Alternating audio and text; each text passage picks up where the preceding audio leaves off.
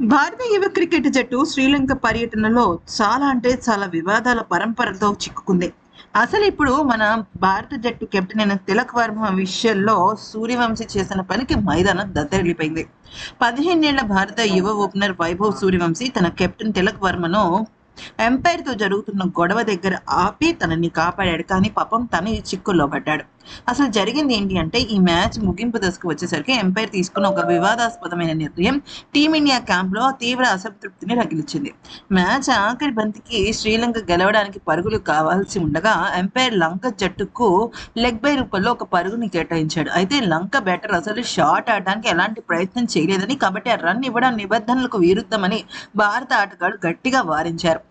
కానీ అంపైర్ తన నిర్ణయాన్ని మార్చుకోకపోవడంతో స్కోర్లు సమమై మ్యాచ్ టైగా ముగిసింది. మ్యాచ్ టై అయిన తర్వాత కూడా ఇక్కడ వేరే రకంగా పరిస్థితి మారిపోయింది. ఇంత తక్కువ వెలుతుల్లో సూపర్ ఓవర్ ఆడాలా వద్దా అనే విషయం పైన మ్యాచ్ నిర్వాహకులు కాలయాపన చేశారు. దీనికి తోడు అంతకు మునుపు ఇచ్చిన తప్పుడు లెగ్ బై రన్ పట్ల భారత కెప్టెన్ తిలక్ వర్మ తీవ్ర ఆగ్రహంతో ఉన్నాడు. బౌండరీ లైన్ వద్దకు వచ్చిన ఎంపైర్లతో తిలక్ వర్మ అత్యంత దూకుడుగా వాగ్వాదానికి దిగాడు. ఎందుకంటే అన్యాయం మనకే జరిగింది కాబట్టి.